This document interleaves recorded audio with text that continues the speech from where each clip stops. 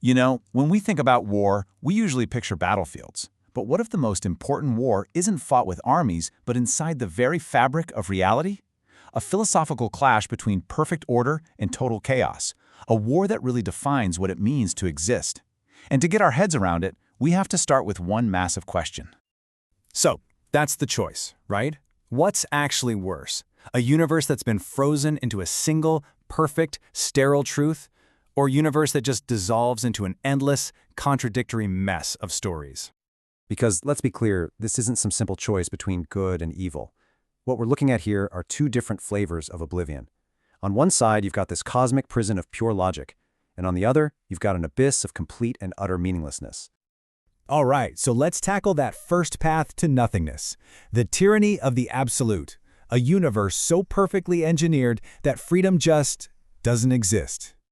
The mastermind behind this nightmare is a being called Vampirella, and what's so fascinating about him is that he's not your typical villain.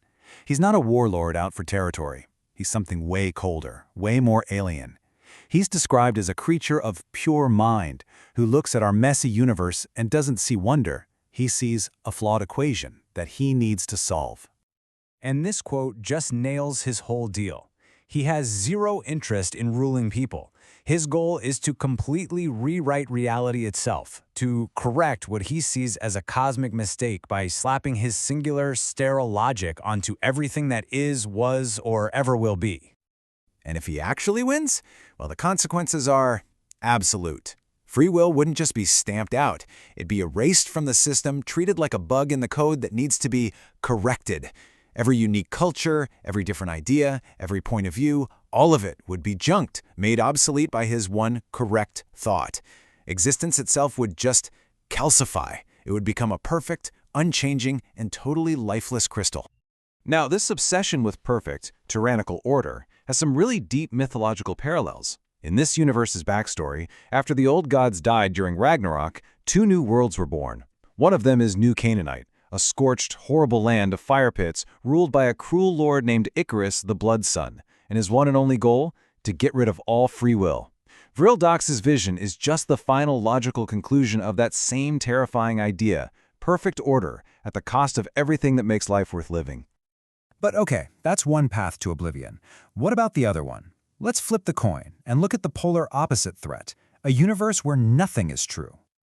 The opposition to Vampirella isn't a hero. Oh no, it's another kind of monster entirely. He's called the Continuist, and he's not really a person, he's more of a process.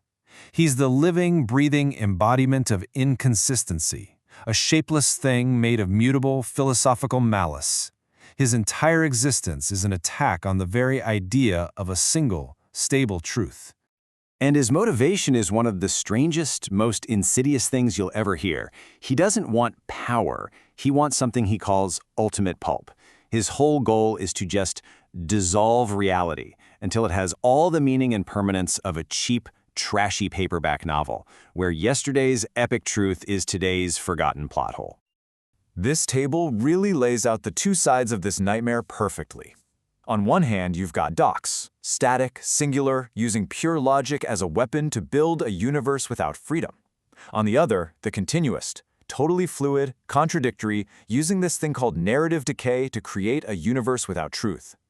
Their methods are polar opposites, but look at the result. It's the exact same, the total destruction of a meaningful existence. And his method of attack is what makes him so unbelievably terrifying.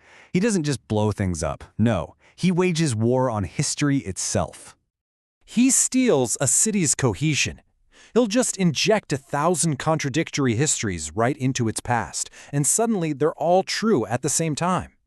People wake up in a city that is simultaneously a gleaming metropolis, a post-apocalyptic ruin, and a Viking settlement. The whole idea of a shared memory shatters, and reality itself becomes this waking nightmare of conflicting truths.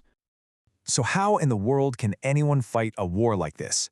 Well, this whole cosmic conflict finds its perfect battleground inside a hero whose very identity is a walking contradiction. This is Vampirella. For decades, her entire backstory has been what's called a continuity problem. Is she an alien from a crashed spaceship? Or is she the magical daughter of the demon Lilith? The answer is yes. Her whole identity is this tangled mess of conflicting stories, which makes her the perfect target for both Dox's rigid order and the continuist's narrative chaos.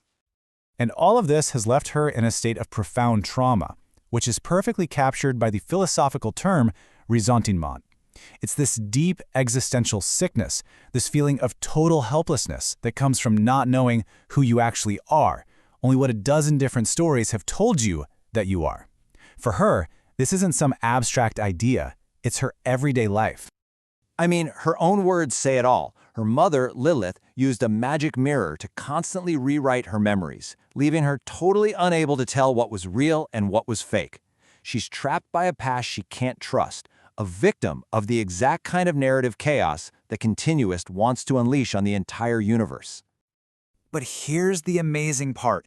It's from this exact point of total weakness that she finds a way out, an unexpected third path that lets her rise above both of these tyrannies. Her breakthrough is this incredible moment of clarity. She finally stops trying to dig through the mess to find her one true origin.